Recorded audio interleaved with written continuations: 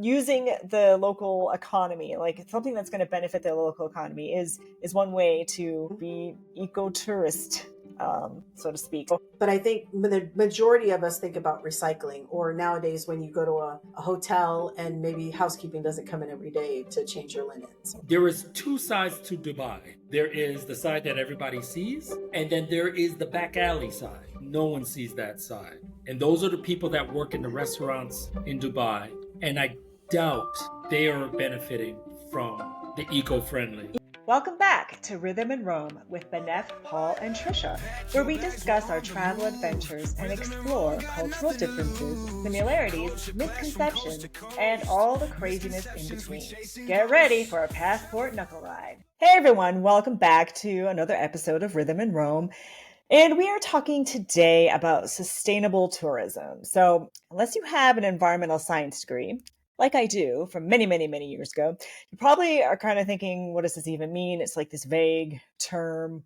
So we're going to discuss that. What exactly does it mean? And I can give you the textbook definition, which I will in a moment. But also, why is sustainability such an important topic? Why do we care? You may have also heard it called ecotourism. But sustainable tourism focuses on minimizing the negative impacts of travel on the environment, social structures, and local economies while maximizing the positive benefits. Sounds like a once upon a time, the way you just read that. Like, why did your voice change? I don't understand. Why did you change your voice to make it sound more serious? Because I was reading, and you have to have your reading out loud voice. Okay. Yes. Okay. Sustainability. I mean, I know about it, but I don't know much, and this is the opportunity for me to learn a lot. Well, so as the layman, right? What does it mean to you when you think of sustainability? Recycling. Yep. Fresh air or clean air. Clean air. Yes, and yeah, recycling. Well, for me, when I think about sustainability, it has to do with where you don't have to, or you reuse things, right? So you're thinking about all aspects of sustainability. So it could be environmental, but it also has to do with equality when we're speaking on travel. Just the treatment, or how you treat things, or in people, seeing how they are in the circle of that community. So or how they fit in. So I thought that was an interesting part of it. But I think the majority of us think about recycling, or nowadays when you go to a hotel and maybe housekeeping doesn't come in every day to change your linens, or get fresh towels, that sort of thing. Well, certainly reusing the towels, because some people will go to a hotel and be like just throwing stuff all over the floor. Like, so you use the towel once? Do you do that in your home? No, I'm glad you brought this up. And honest to God, here's my thought process on that. Our brain functioned that way, and for me, just like someone like you, I think you mentioned a while back, don't wash your towel with your regular clothes kind of thing. I'm in the same sense when I go to a hotel, because in my mind, I know it's been used so many times. Those by towels, different people. Yeah. And I already have that stuck in my head. So when I use it, I demand not to use it again after one use. I know. Okay. Yeah. I mean, I think for me too, it has to do with the fact that it's a white towel. Thank you. Now you can actually see the dirt. So depending on, especially if you've been around sweating and walking around somewhere, it's going to get dirty. So but what the point is, by you reusing your towels and not having your sheets changed daily, that is a way to be more sustainable, because you're using less water as a whole.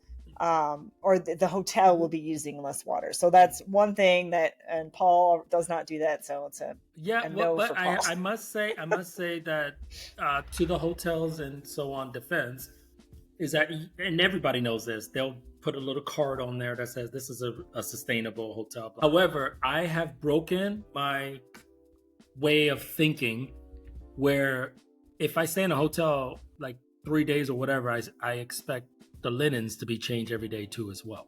I did. Of late, and when I say of late, maybe about a year or a year and a half ago, I stopped doing that.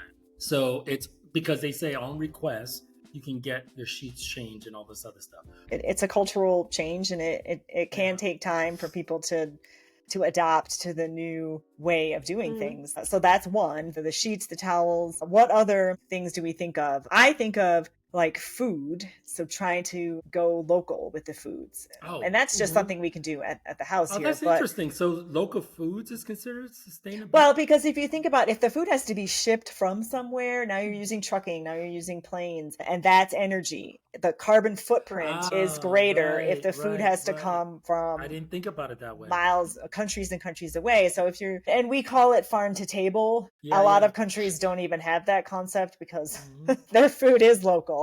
France is very, like, they make you feel guilty. Between the French and the Germans, they make you feel guilty. For example, if I say I'm going to fly from here to Nice, to the French Riviera, they're like, oh, it's only an hour flight. Take the train. Why don't you take the train? This is, because that's more sustainable. Exactly. Yeah. And the French government is actually changing their policies. They're making it harder for you to do local travel by flying. Instead of going to like the bigger airport, they're forcing you to go to the smaller airports, which means it's an inconvenience because you have to drive probably to those smaller airports to be able to get there. And then by then you're going to be like, oh hell, I'll just take the train. That's probably the biggest way though that we can conserve is through, the environmental protections, because with flying, with some of these, the jet engines and different things. I mean, it's not very efficient. The carbon emissions is frequented, particularly if it's a natural environment or a place of beauty. I can see that happening. I mean, the residents themselves are starting to protest about tourism. They're starting to shut down a lot of areas so that or minimize the amount of people that come into an area because of that. But it's still a lot of, it's still a large carbon footprint to fly. Like that hasn't. But how's that? And for me, again, I apologize. I still feel like, yes, it's a lot of fuel in that plane, but there's a lot of fuel in the train too as well. And in bus. Well, a lot of the trains are run by electricity, right? Don't the majority of them? The local trains, yes. But if I'm doing the long distance train, that's probably both, I would assume. That's a good question because I don't know for sure. But I think so. I happened to look on United because that was something that you mentioned. I knew we would come to flights on this. And United actually has a website. And most companies do nowadays, has some type of sustainability, particularly if they're in shipping or production or anything of that nature. They have some type of sustainability. It's actually part of their report now that companies have, because consumers are so aware of wanting to make sure that they are supporting a company or the companies that they do support or spend their money have some type of sustainable plan. And I happen to look on United, and United has it's pretty intense what they have. They have a goal of 100% or net zero by reducing 100% of greenhouse gas emissions by 2050. The actual how you're getting there is one piece of it, but then the choice that you make for your hotel, for your lodging is another piece. So the big chains in the past have not been very aware or caring of the land that they might clear cut just to build their resort. The impact to the land, to the environment of their resort. And so I think now they are looking at that, but we can also choose smaller boutique type hotels that take into consideration the cultural heritage of the land, the local impact. I was about to say you're crossing into a situation that could be very sensitive. As much as I love the environment and stuff like that, it is far from my mind when I book a hotel, when I go somewhere or whatever. But it doesn't mean that I don't recognize it and notice it and try to play the game while I'm there. I will recycle. I will do whatever I needed to do if that's what they asked me to do. But what happens if people that are not as receptive as me are like, who effing care about this? Like, I don't care. Whatever. I don't do it. like it's just such hypocrite, Well, kind of thing. I mean, so in some cases there are actual laws. So Singapore has laws I was against gonna say. littering. So and you will get in trouble. Japanese. So Yeah, I mean, and in those cases, it is up to the government to have those policies in place so that you just don't have a choice. Like if you're going to book a hotel, Exactly. the hotel is going to be sustainable, and you're already in that framework. And if you're already in the framework, you're much more likely to just follow the rules that have been set. This is what I meant, Yeah. is that you're going to, and to turn it around a little bit is just to tell people like, hey, look, you have to be mindful of this whenever you're going to travel, because a lot of these destination places are very ooh la la, but then you get there and you're like, where's the garbage can? Or the trash can, which we is would interesting. recycle our stuff, and then one truck would come and we're all going on one truck, and we're like, why did So what's the purpose? Yeah. Because they probably don't trust us. They're going to do it themselves. Exactly. I've seen that here. We do that here in Texas. And some neighborhoods don't, but most of them will have a recyclable and they'll have the trash. But then it's the same truck that used to come around, which makes no sense to me. People used to complain about that. It makes no sense. Used to complain about that. So now there's two different trucks. So to get back to the another way that we can try to think about sustainability when we're traveling is who we choose for our tours and for our guides. So using the local economy, like something that's going to benefit the local economy, is one way to be eco-tourist, so to speak. So because there are the big, huge brands, but then you have, are they using local guides, or are they importing people in? Is the money going back into the economy? So that's another way that we can think about while traveling. As far as using a local company or someone who actually already lives there and actually has grown up there. Yeah, right. Because they're going to introduce you to, not just the tourist traps, but like actual, more authentic experiences, which is what we want anyway. I mean, for the most part, as travelers. But then you know that when you're buying something, it's actually benefiting the local economy. When you're eating at this restaurant, they've recommended that it's local food. And so all of these. And it's going to a local person who actually lives there and most likely grew up there. So exactly. Yeah. I feel like that's important. I do too. Go ahead. No, I was just going to say it because I'm so torn on this, because I'm like, I want to be able to support the local economy, and I want to support the local mom and pop shop. It's just like when I'm in New York City. I don't like to go to the big fancy restaurants. I like to go to the mom and pop shops and stuff like that, because I know they're going to benefit from it. But when I go travel, I really don't know that. Just because they put it, I'll give you a good example. You've been to Dubai too as well. Yeah, there is two sides to Dubai. There is the side that everybody sees, and then there is the back alley side. No one sees that side. And those are the people that work in the restaurants in Dubai. And I doubt they are benefiting from. And that's a government policy type of thing. I mean, which is why I'm so torn. Yeah. In this predicament. Yeah, but I don't know that I would. I don't know that I would look at Dubai as an ecotourism hotspot. No. Well, I use them. I mean, no. I use them. Fair enough. Yeah. Wait. But you can't say that, because a lot of their buildings, they say that they have equal.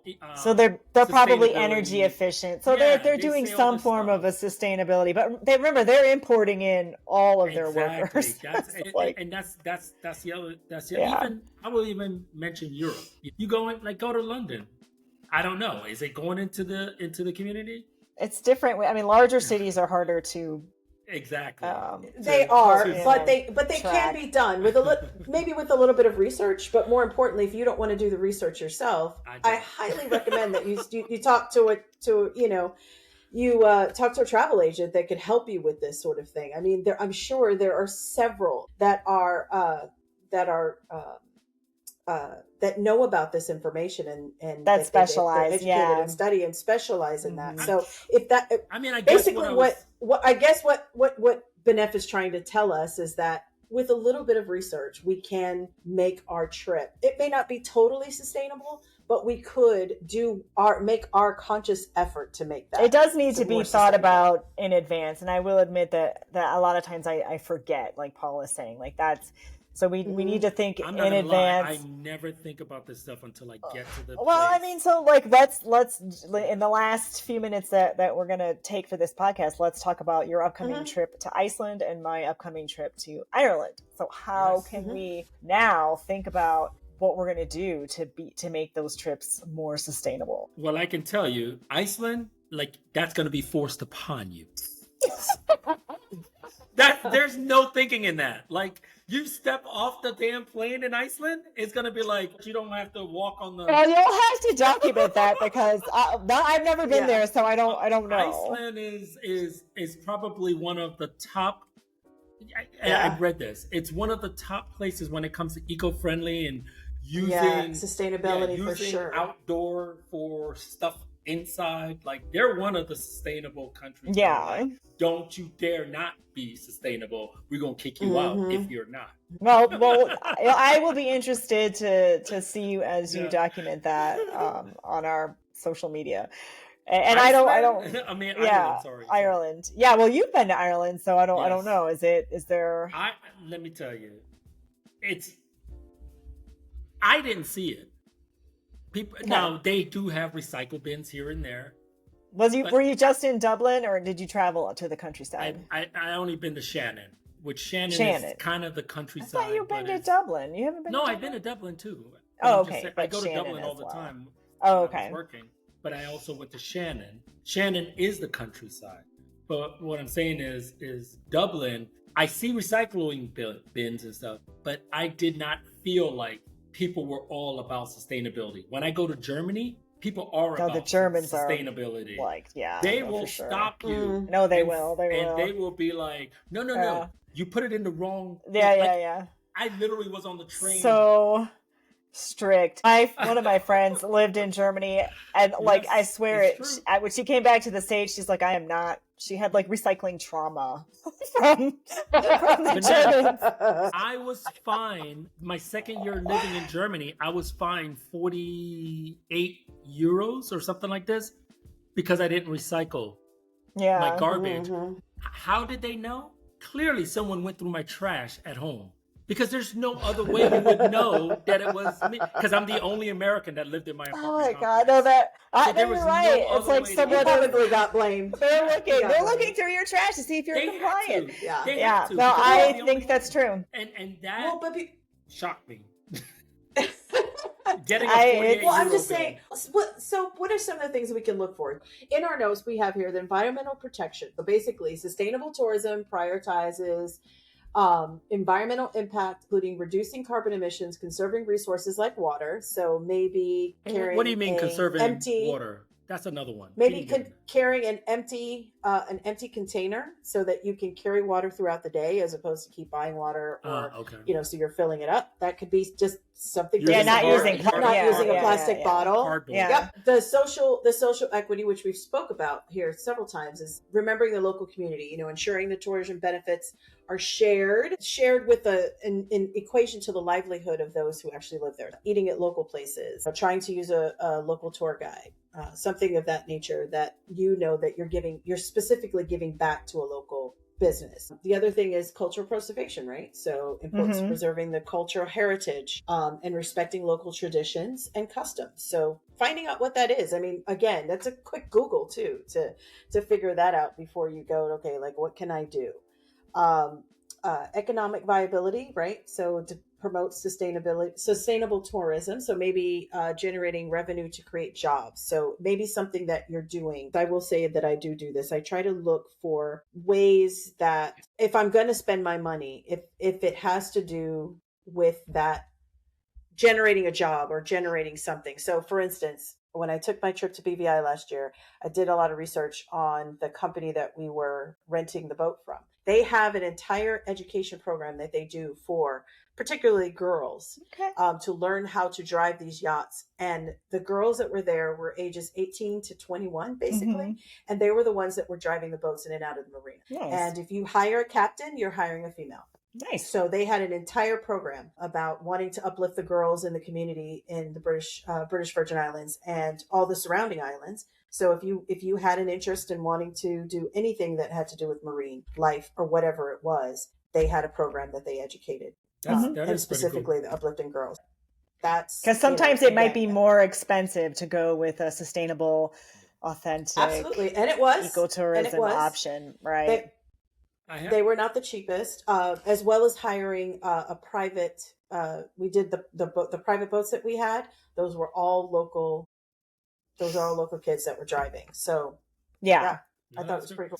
Yes. But well, we hope that that you've enjoyed this conversation. Hopefully, it sparked some thoughts, some ideas. Just are educational. you, being yourself. How can you be more really sustainable? We all can improve. We all can do better.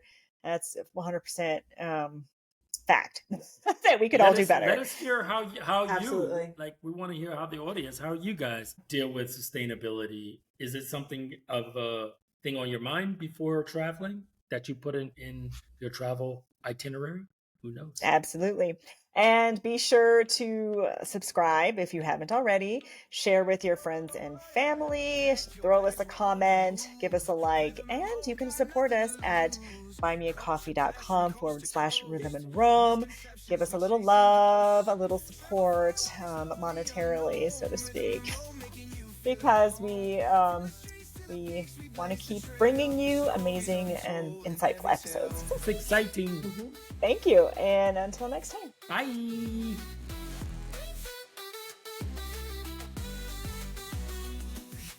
From cities bright to deserts grand, Rhythm and Rome takes us